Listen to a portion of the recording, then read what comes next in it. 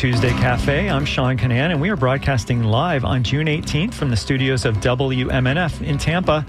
Later in the show, we're going to talk about the proposed redevelopment of the area around Tropicana Field. A few days ago, the St. Petersburg City Council held its first vote on the project and a possible new stadium for the Tampa Bay Rays. We'll hear all about that in a bit. But first, June is LGBTQ Pride Month, and St. Pete Pride celebrations continue through this weekend. There's a lot of news in Florida that impacts the LGBTQ community and its allies. Our first guest is Equality Florida's Director of Transgender Equality, Angelique Godwin. Welcome to Tuesday Cafe, Angelique. Hi, thank you so much for having me. I'm so excited to be here. I'm glad you could join us. Thanks very much. So we'll talk about Pride Month and the state of LGBTQ affairs in Florida in just a moment, but let's begin with what is Equality Florida? Equality Florida is a nonprofit organization that seeks to bring equality across the board. While we focus our rights in the LGBTQ plus community, we also fight for everyone's right to equal rights effectively. That's our major standpoint, and that's what we look to do on a daily, day-to-day basis. And I think you're in a relatively new position with them, Director of Transgender Equality. Why that position? Why was that created? And why was that position created, I should say? The position had already existed. There has been previous people who have held the position. I have been working with Equality Florida for a little over 2 years now. I started off as a volunteer, and then I signed on to help with as their special events coordinator for the Transgender department through their Trans Action program. And I did really well at my job, and so they asked me to step in the previous leader, Nicole Parker's absence. And I gladly accepted the position. So we'll get to policy, especially LGBTQ policy in Florida in just a moment. But right now, let's talk about Pride Month. One of the largest Pride celebrations in the South continues through this weekend. What can you tell us about St. Pete Pride? St. Pete Pride is something that's near and dear to my heart. As a Florida resident of 10 years, I've had the pleasure of attending, participating, and being a part of St. Pete Pride for the past few years specifically. Last year, I actually hosted their major Friday night event. It's one of the largest ones in the state, if not in the world, if I'm not mistaken, over 200,000 attendees yearly. And it is the biggest showing I can think of love and acceptance here in Florida specifically. And I should tell our audience that this hour, the St. Pete Police Chief and the Pride Executive Director are going to be discussing security for the Pride Parade, and that St. Pete Fire Rescue is going to be talking to people about preparing for the heat this weekend, so just people can be aware of those things that are happening. I want to remind our audience that our guest is Equality Florida's Director of Transgender Equality, Angelique Godwin, and we're speaking about LGBTQ issues in Florida and Pride Month. I'm Sean Canan. This is Tuesday Cafe. We're broadcasting from the studios of WMNF in Tampa, Florida. So some issues that we can talk about regarding LGBTQ issues that are happening in the state is Florida has a transgender candidate running for the state legislature. Ashley Brundage is running for the legislature. WMNF's The Skinny spoke with her on Friday, and you can hear that interview on WMNF.org. She's running for House District 65. That's where Representative Karen Gonzalez Pittman is running for re-election. So, Angelique, what are your thoughts about that there's a transgender Floridian who is running for the state legislature? I couldn't be happier with Ashley as a candidate. She, as a woman, is built her entire career on empowering other women, and she fights for equality on a regular basis through her personal business. And so I know that she is a strong candidate. I know that she's going to do absolutely amazing. And I think I can't wait to hear that. I think that it's time that we had somebody who represented the trans community in this light and in this way. And I think that she couldn't be a better representation for the community in itself. And there's so many issues in Florida with the Florida legislature and with court challenges to LGBTQ issues. I'm going to try to run through some of these and we'll get an update from you and see where things stand. So last week, a judge rejected a law that was restricting treatment for transgender Floridians. The 2023 Florida law and regulations associated with it prohibit the use of puberty blockers and hormone therapy to treat children for gender dysphoria and make it harder for trans adults to access care. So your thoughts on that law and the recent rejection of that law by the judge? Yeah, so that would be the trans youth ban law that went into effect last year. And I'm so thrilled to find that it's permanently injunctioned so that it cannot move forward and it can't go forward. And it's found to be unconstitutional by the judge who reviewed it. And I think that that's an amazing move forward for our community. I think this is an unprecedented time where Florida continues to be under attack from DeSantis and the entire right-wing party. And it's been an onslaught of just unnecessary things going on. So to have this happen, to have this momentous thing just prove why we deserve to be here. And some of the things that the judge said were so wonderful and so poignant. I implore everyone to go and look it up. It's absolutely wonderful what he did and what he said. And I think that where we're at now, this is going to just help continue the momentum we have here in Florida. As a group, Equality Florida has been fighting. This year alone, we helped to overturn 21 of 22 anti-LGBTQ bills. And we were able to, change a lot from the previous year. The previous year, there were 17 laws that were passed. So with this momentum and having these things happen and people starting to realize that these laws are unconstitutional and they're not helping anybody and they're very harmful to people's livelihoods, it's so great to know that we're making them move forward in the right direction. And in addition to, as you pointed out, the judge saying that the law was unconstitutionally discriminatory, the judge also said that the law and the regulations were motivated by animus towards transgender people, and he forbids state health officials from enforcing the law. The law carried heavy sanctions and potential jail time for doctors who violated the restrictions. So a judge sitting on a bench or writing a brief is saying that the law was motivated by animus towards transgender Floridians. Yeah, I think like you hear something like that and you think to yourself, that's how we feel on the inside as a trans person. I felt I sat in a lot of those rooms, me personally, right? I was there all last year and the year before. I listened to some of the things that were said by these individuals who have complete control over the safety of our lives, right? They can't control our lives, but they control a huge portion of how we're treated in the world on a day-to-day basis. So to have this judge not only rule against them, but also put that in plain wording, like that's in print. And I love that. That's forever. That's a document that's going to be recorded in every way possible. So that's awesome for us. Our guest is Equality Florida's Director of Transgender Equality, Angelique Godwin. We're speaking about LGBTQ issues in Florida and about Pride Month. I'm Sean Canan, and this is Tuesday Cafe. We're broadcasting from the studios of WMNF. Another thing that we can talk about is that last week the Biden administration asked a federal judge to reject Florida's attempt to block a new health care rule that seeks to prevent discrimination based on gender identity. In a brief, U.S. Department of Justice attorneys argued that a U.S. district judge should deny a preliminary injunction that was sought by Florida and other plaintiffs in a lawsuit filed last month. That lawsuit stems from a federal rule that was issued in April, which affects programs like Medicaid and KidCare. The rule is designed to help carry out a law that prevents discrimination in healthcare programs that receive federal money.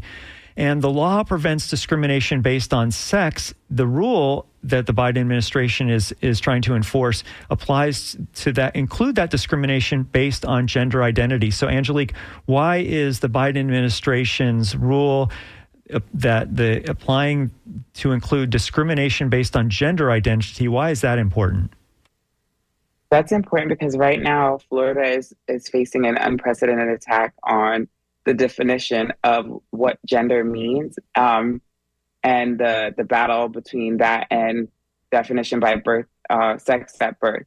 So really, with this kind of hunkering down and putting our heels in the ground with the Biden administration saying this, it's actually super helpful for us because it prevents them from changing the language or pushing the language that will cause harm and show animus or hurt towards the trans community. So this allows us a little bit of a release, a little bit of I don't know how to explain it other than like a sigh of relief, right? We get to be a little bit more at ease knowing that we have the president's entire administration backing us as well.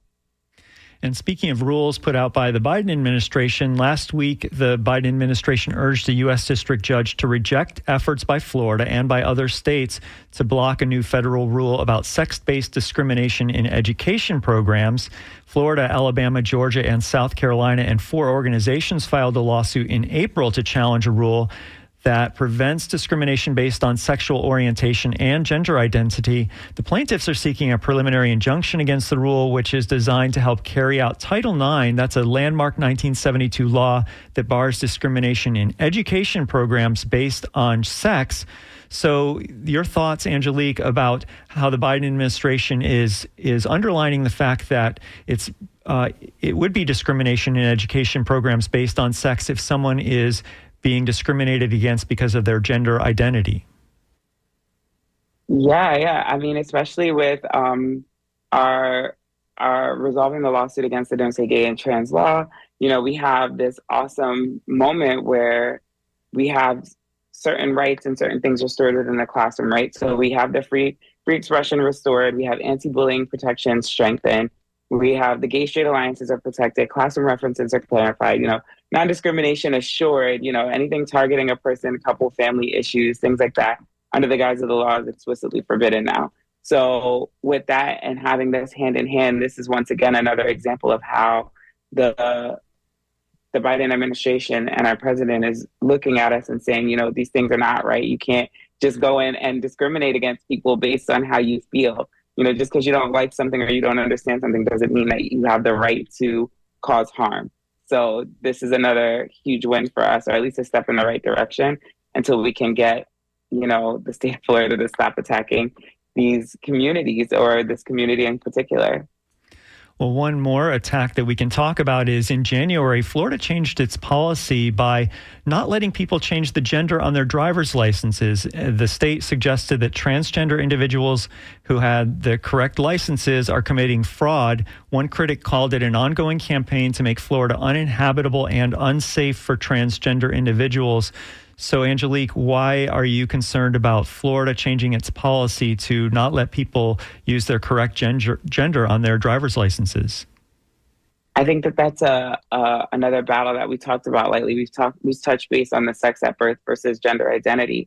And just to be clear, this is a ruling by the DMV, although there is a lot of policy that's been trying to make its way through in the state of Florida that would change that verbiage.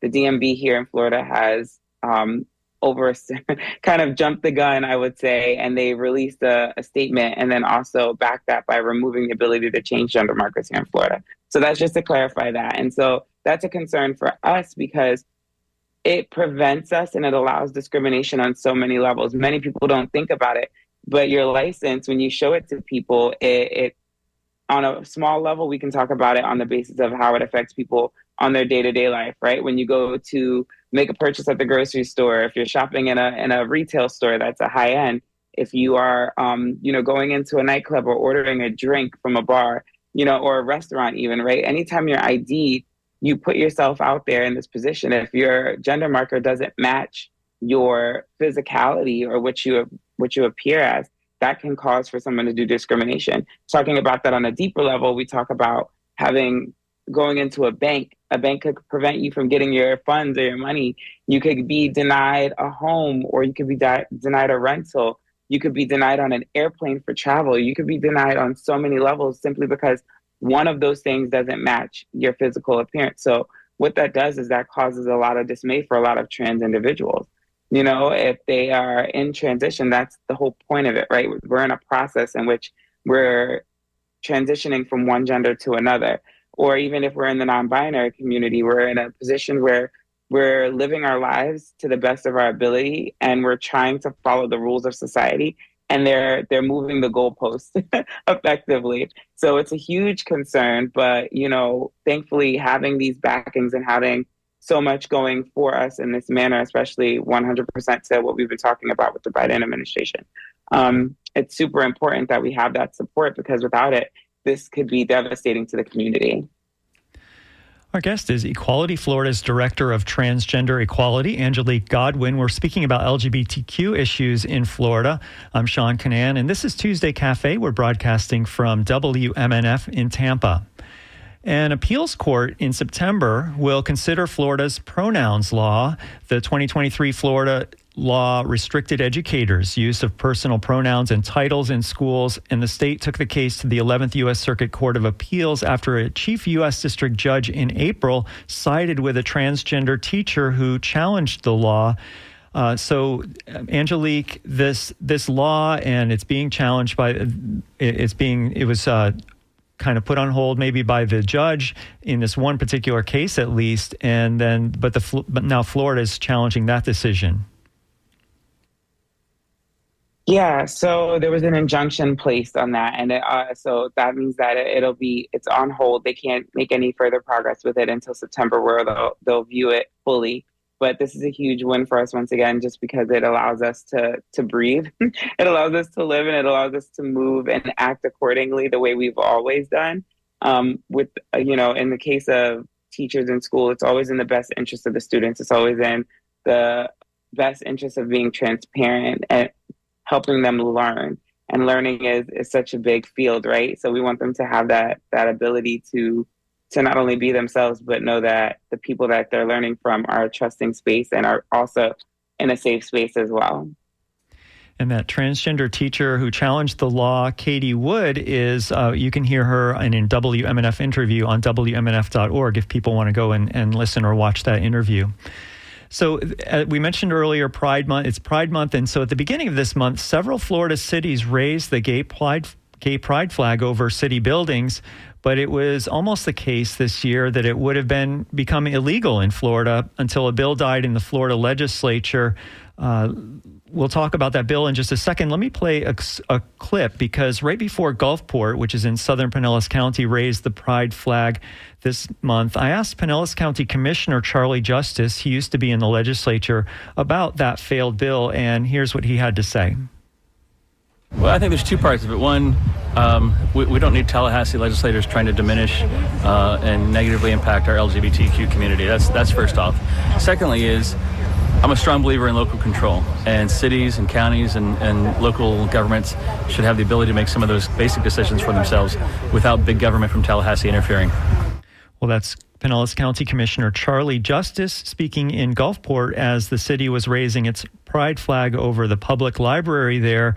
And the law that he's referring to, it was a bill that was in the Florida legislature this year that died before it was passed. And it would have forbidden things like gay pride flags from being flown over city buildings. Your thoughts, Angelique, on that bill? I was actually in legislation for that bill quite a few times as it traveled throughout the process during session. And I will say that bill had a lot more harm in it than people know. It didn't just seek to prevent flags from being flown, but you could not have any type of what they called paraphernalia or memorabilia is what we would know. So no cups, no stickers, no anything that would say that, especially in federal buildings.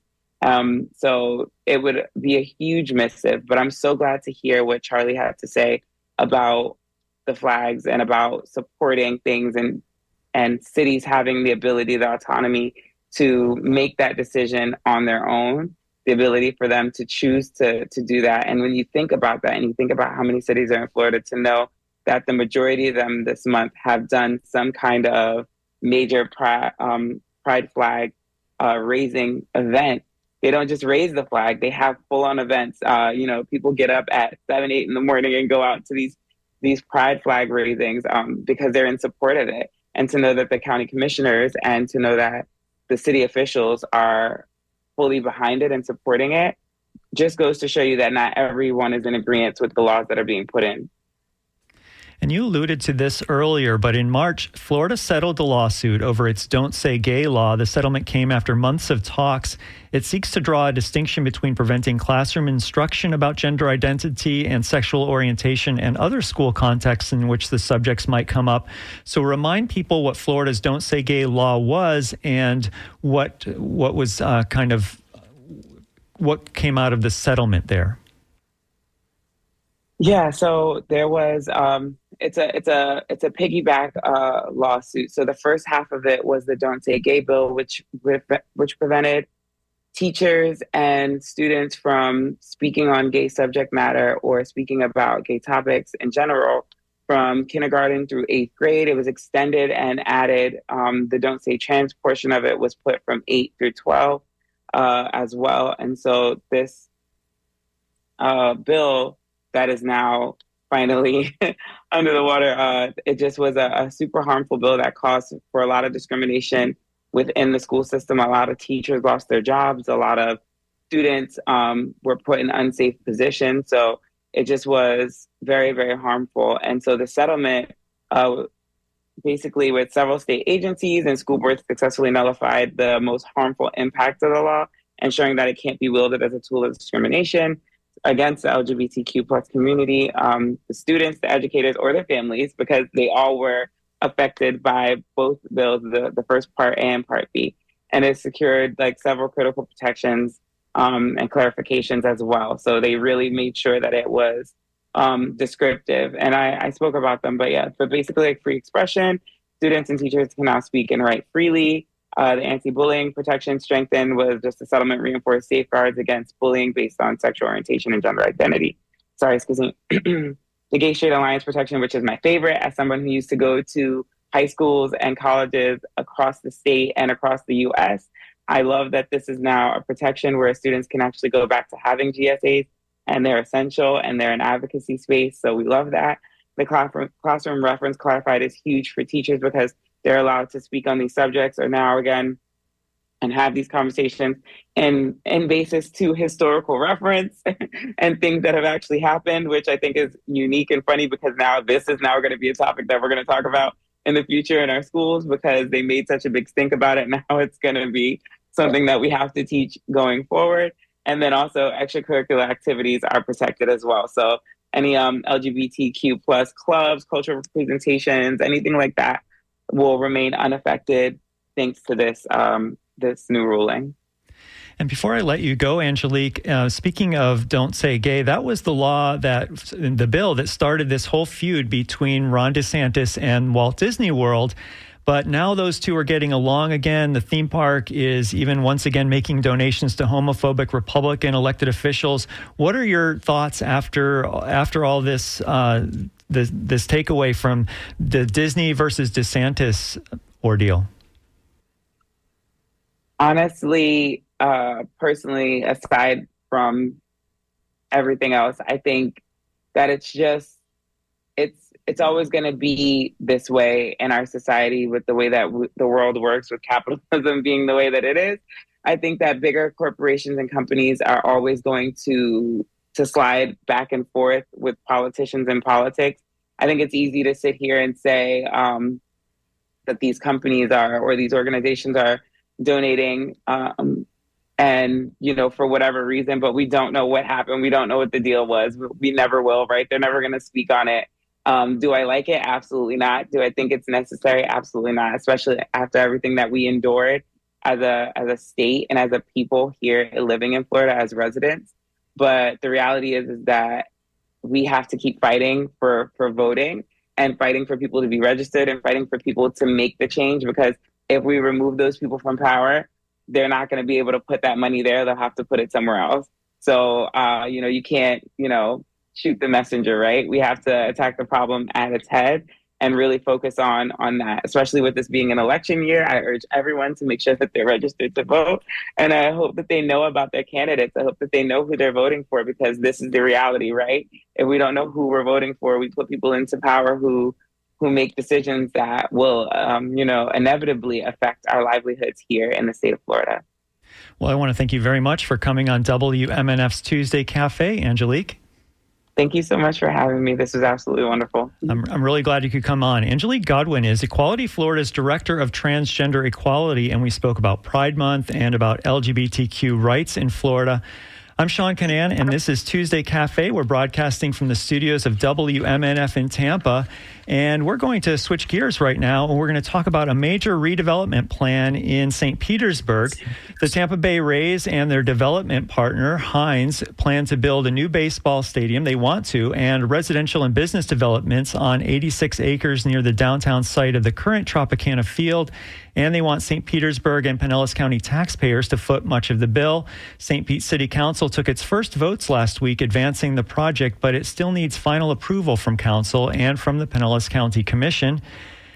And joining me now to talk about this is Carrie Mueller, a licensed professional engineer who has given a series of webinars about the redevelopment project on behalf of the group No Home Run.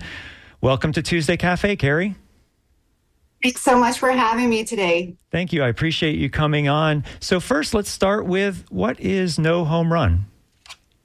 No Home Run is just a group of individuals like myself who have concerns on behalf of taxpayers and the future of the city. And we've found each other mostly through public comments that we've made in city council meetings, and we have joined together to try to advocate for a better deal.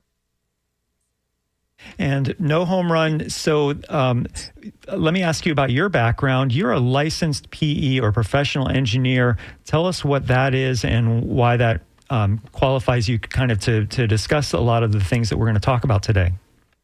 Sure, I'd be more than happy to. So I have a background working for public agencies like the City of Miami, as well as the City of Seattle, and also in Colorado, I work for the National Park Service.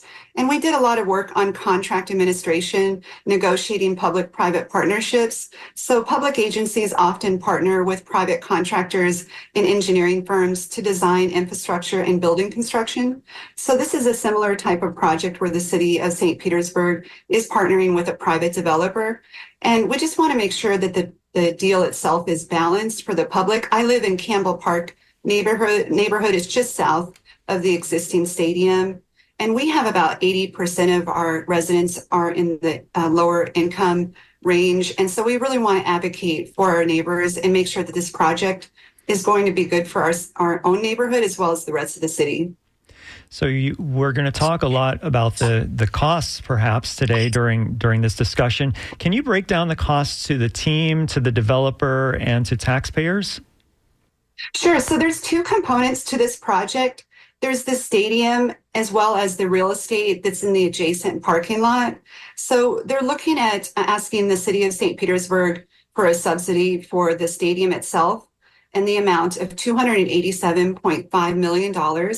And they're also asking City of St. Petersburg taxpayers for infrastructure for the adjacent real estate development in the amount of $142 million. But since we don't have those funds, we actually have to borrow them. And then we have to pay them back with interest over 30 years. So the total amount of debt that we have to take out is $686 million. And just for a frame of reference, our annual budget at the city is about $800 million. And to pay each year, we're going to pay about $23 million a year, which is about what we pay for affordable housing as an entire line item right now. And then the Rays are also asking for a subsidy for the stadium itself from the county in the form of bed taxes in the amount of $312.5 million. So, but we also have to take into consideration the value of the public land that the city currently owns, and the fact that we're giving it to them at a deep discount, which many estimate to be at least $400 million. And the second cost to taxpayers is the loss of property tax revenue. When you have a stadium, they don't pay property taxes. So if you add up approximately $700 million for subsidies, plus $400 million for lost property taxes, plus $400 million for the discount on the land, right there is about $1.5 billion. And the city of St. Petersburg is pretty small. It's about 286,000 people. So it's a lot of burden for each individual taxpayer. And regarding the taxes, part of this will be coming through the in-town redevelopment area by extending the length of time that's already in place, but they're going to extend. They voted to extend that, and it could, if this project does happen, that's what will happen. It will get extended in years, and they're banking on a 7% increase in the value each year.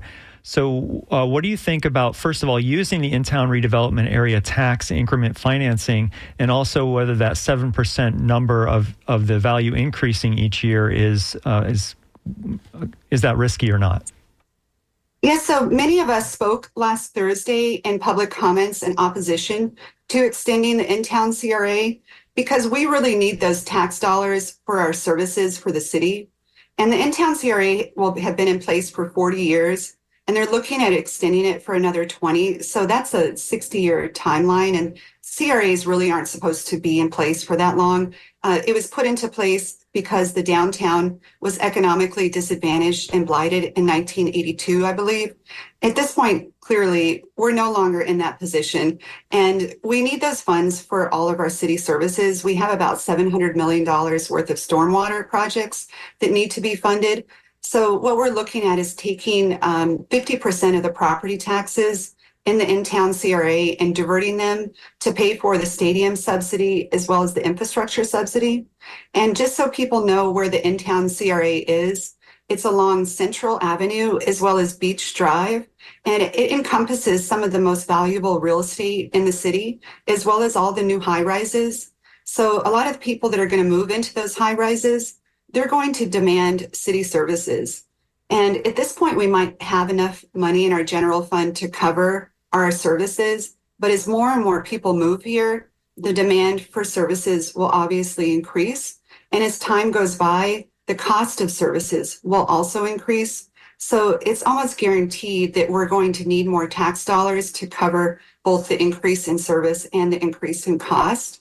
And we're currently in a pretty good economy, but there's no guarantee that we're going to continue to have sustained growth. And if we've had such sustained growth for a long time, there's actually a probability that it might slow down. And over 30 years, the probability that we're not going to have any economic slowdowns or any events that cause, an increased cost to the city is, that's almost like not possible. Something will happen within these 30 years, and we're not necessarily going to have the extra funds or the bonding capability that we're going to need at that point, which will then potentially result in property taxes increasing, which is nothing that anyone wants. Everything is so expensive, and people's housing costs are already sky high. The price of new homes is expensive, which makes property taxes expensive. And so the new homeowners pay the highest property taxes because they don't have the homestead property tax exemption. And those property taxes also get passed on to renters. So that's our main concern. Our guest is Carrie Mueller, a licensed professional engineer who's given a series of webinars about the redevelopment project on behalf of the group No Home Run. And this is Tuesday Cafe. I'm Sean Canan, and we're broadcasting from the studios of WMNF in Tampa. And before we get too far as hearing some of your critiques of this, let's hear from both sides, I guess. We'll hear a report that we did from last Thursday's meeting, and we're going to hear from the mayor in just a little bit. We'll hear some recording of a couple of the things that he said around that time of that meeting.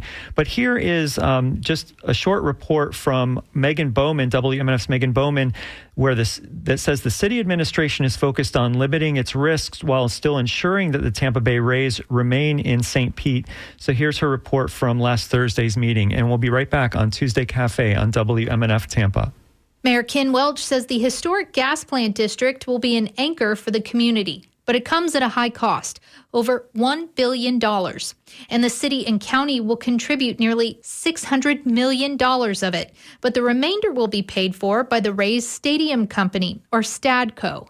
St. Pete's debt financing officer Ann Fritz says steps have been taken in the new agreement to mitigate the city's risks. Our amounts are fixed, and all cost overruns are the responsibility of Stadco. In the proposal, Stadco would take on the majority of operating costs, including insurance coverage. The group would also be responsible for all maintenance and repairs for the new facility.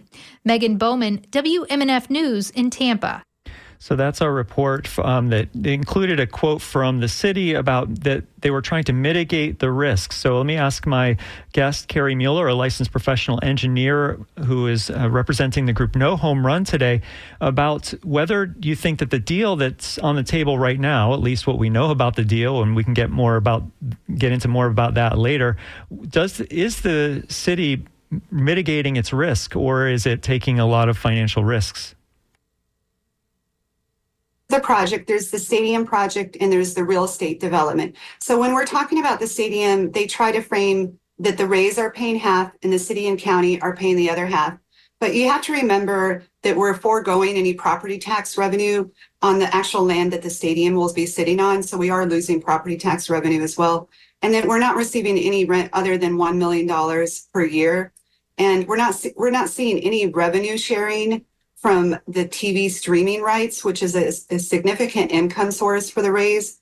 And if the Rays do sell in the future, we're not going to see any share of the sale of the team.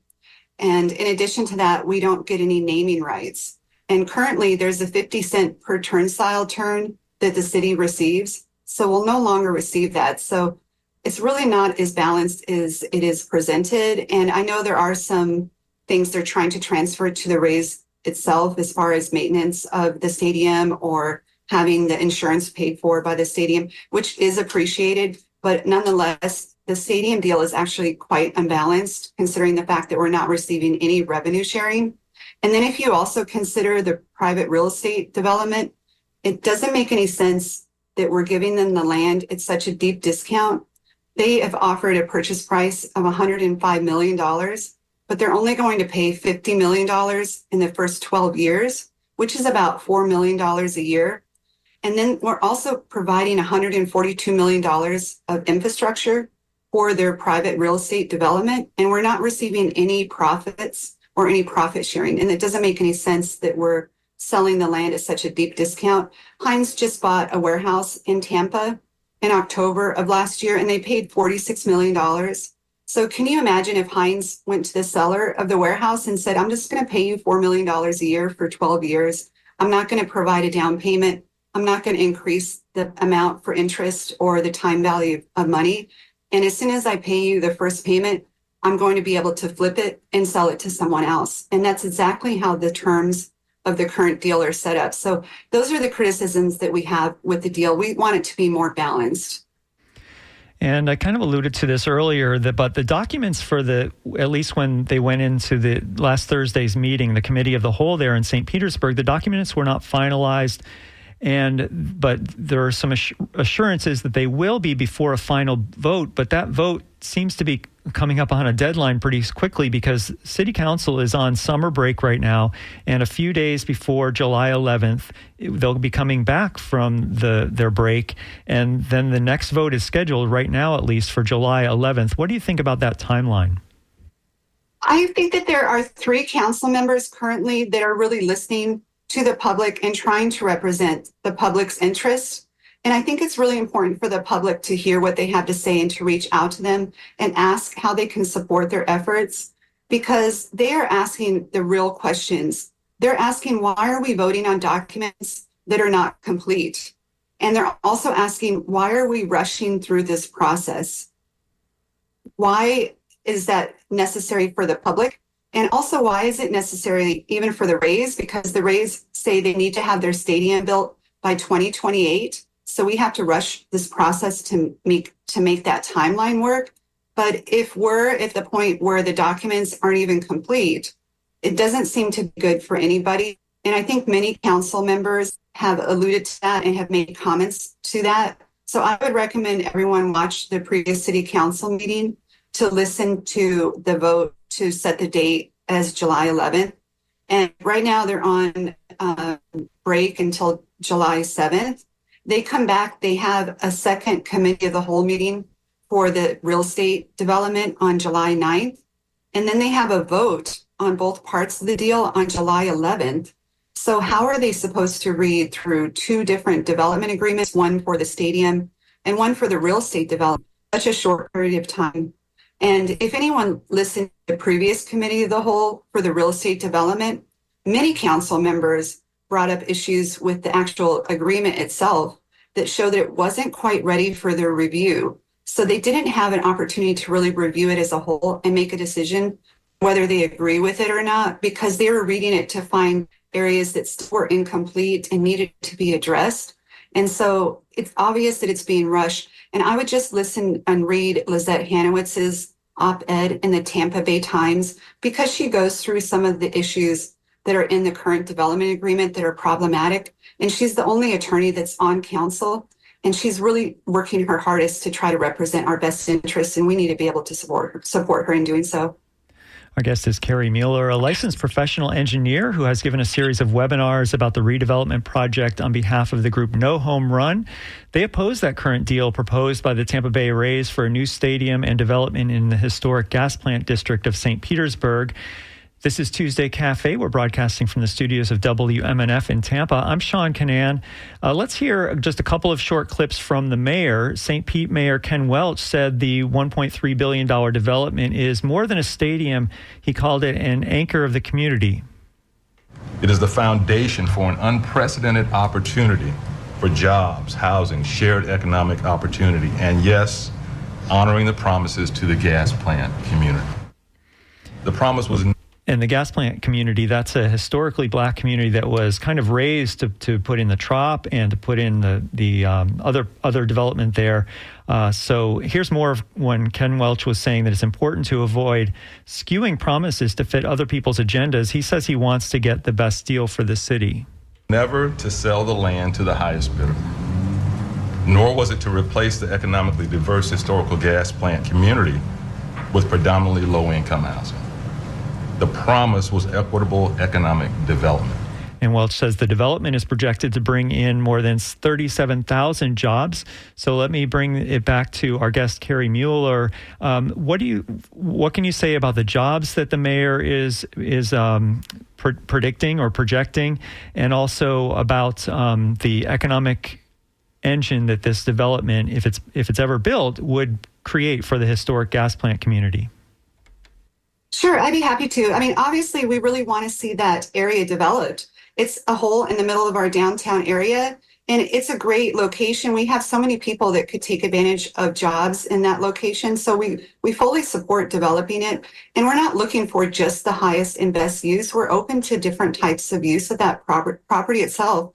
But we also want to make sure we're actually going to get the benefits that are promised. And the benefits include affordable housing, they include jobs, and they include homage to the existing site and the history of that site, which is clearly very important. However, we sat on the Community Benefits Advisory Council for 5 different Tuesdays for many hours, from like 5 p.m. to 10:30 at night, and members of the public attended so that they could speak at the very end of the meeting. They worked all day, and they came to the meeting to be able to speak about what was important to them. Many of them asked for affordable housing.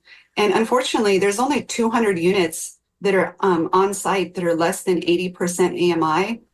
And the rest of the units, the developer has 30 years to build them out. So I don't think that there's much affordable housing at all. And in regards to jobs, the jobs are associated with the construction of the site. And I would just say that we have many construction projects going on, and we need very many people in the local area to fill those jobs currently. We have a shortage of labor as it stands, and we have a lot of programs where people can get quick entry into high-paying jobs in construction. And I think it's a great pathway for people to not have to spend a lot of money on education or time, and they can start working right away and earning high incomes, as well as getting benefits that can then be used to afford whether it's rent or to buy a home. So I think there's a lot of existing opportunities currently. But as far as the benefits go, we asked unanimously in our committee, we voted for 11 different benefits. And unfortunately, many of them were not included by the Rays in the actual development agreement. And it's just very unfortunate, because that community benefit agreement is supposed to represent what the community receives out of a substantial public investment. And I voted no, that I did not believe that the benefits were adequate compared to the amount of public investment. So the promises of this job have been housing, but we're actually not getting a lot of housing jobs, but we already have a lot of construction jobs that are going unfulfilled. We would like to see more professional knowledge-based jobs that are higher income jobs, and we're hoping to get more office buildings in that space. And Hines is an incredible office developer. So we were hopeful that we would see quite a bit of office space, but within the first 10 years, they're only required to build 333,000 square feet of various types of real estate, including half of which must be Class A office. So that's like 166,000 square feet within the first 10 years. And just for reference, we're building a project where the old police station was located. It's called Orange Station or the Central.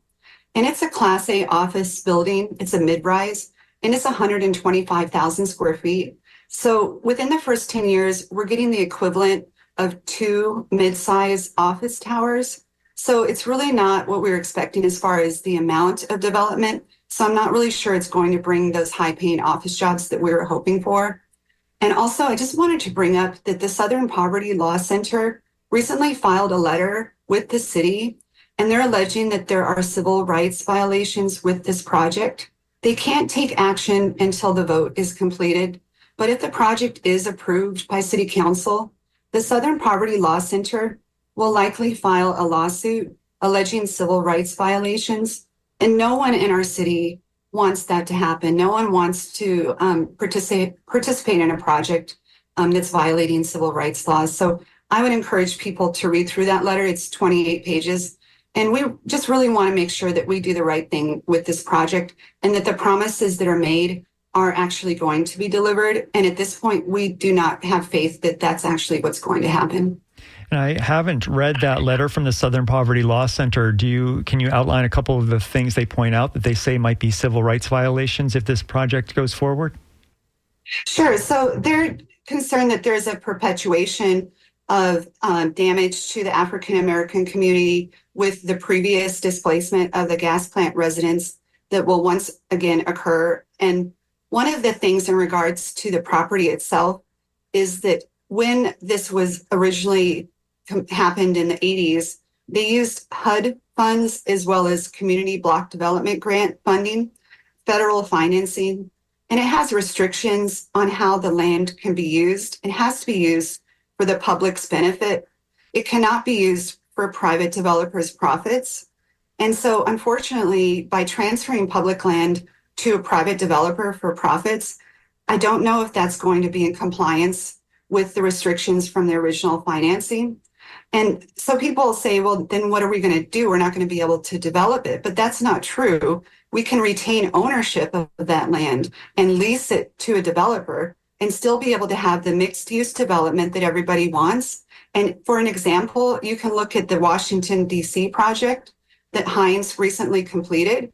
And you can see that the city of Washington, D.C. retained ownership of the land and leased it to Hines. And Hines has been very successful and has seen quite a bit of profits from that property. So there are ways to make this work for everybody.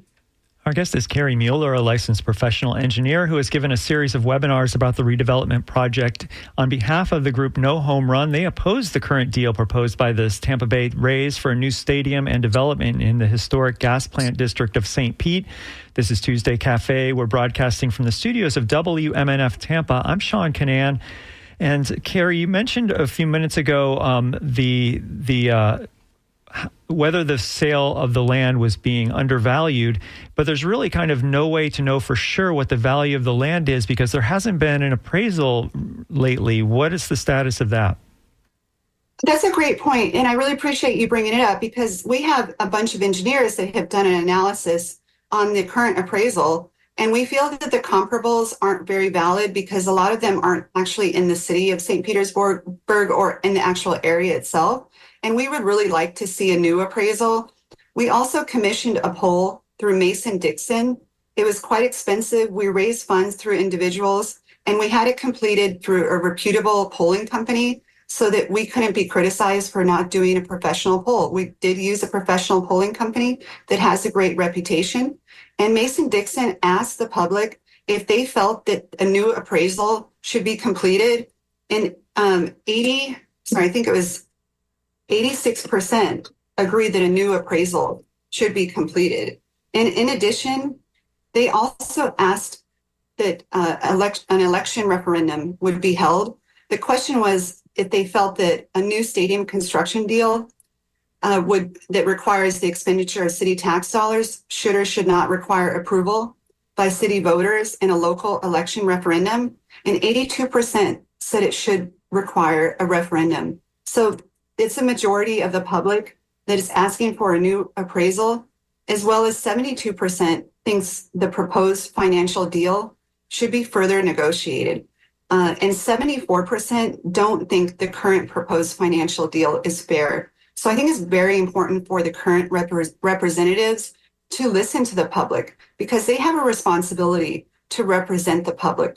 And clearly the public has spoken that they believe a new appraisal should be completed, that this issue should be on a referendum so that they have the opportunity to vote. They don't think that this is a fair deal, and they would like the chance for the city council to renegotiate. And I really hope that our representatives will listen to us. The legal fees in last Thursday's meeting, the cap on those was raised to $1.5 million. And some of the city council members and maybe the people in the public during that meeting were talking about the fact that there were so many legal fees happening right now because of the rush to get this all done and completed by mid-July. Your thoughts on the amount that the city is spending on legal fees to get this deal done? Yes, I just think our priorities are really screwed up. I mean, we have so many needs that are going unmet. I mean, we're going to have so many storms this summer that are going to result in a significant amount of rainfall. And we're already dealing with so many flooding issues. And some of the issues are related to elevations that properties are located on, but a lot of the flooding issues are related to infrastructure that needs to be updated. And these are things that we know about and we could address by prioritizing them and allocating funding to them.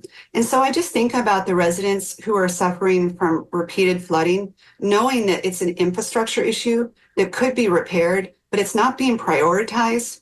And instead, the city is paying another $500,000 on top of the existing $1 million for outside legal counsel, which is clearly because we're on this rushed timeline.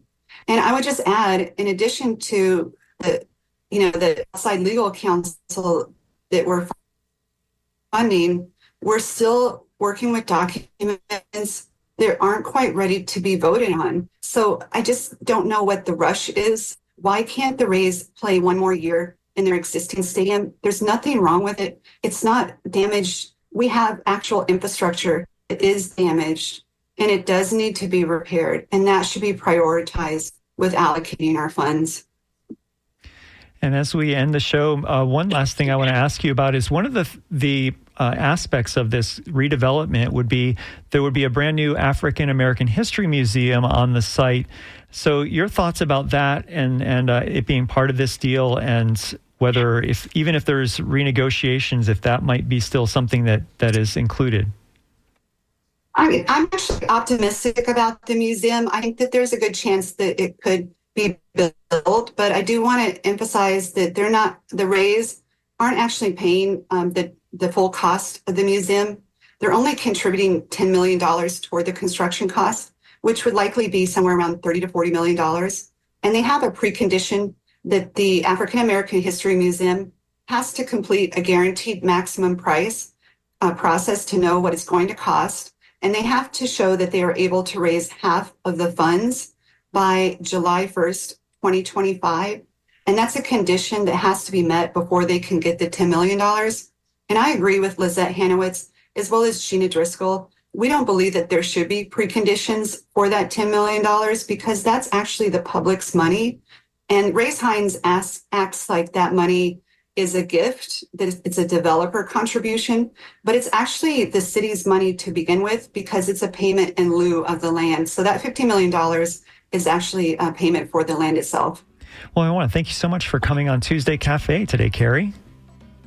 Thank you so much. I really appreciate it. Have a great day. Thank you, too. Carrie Mueller is a licensed professional engineer who's given a series of webinars about redevelopment on behalf of No Home Run. They oppose the deal for the Tampa Bay Rays as it's listed now. You've been listening to Tuesday Cafe. I'm Sean Canan.